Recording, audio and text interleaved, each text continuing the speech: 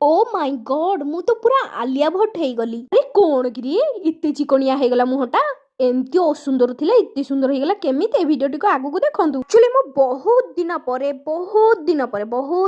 परे आलोमा सेतिकी थाउ आगु को बढ़ फेस पैक टे बनैथिली सेटा पुनी घरे उपाय रे तो खाली फेस पैक नुह फेस स्क्रब भी बनैथिली माने टमाटो आ चीनी रे फेस स्क्रब कली।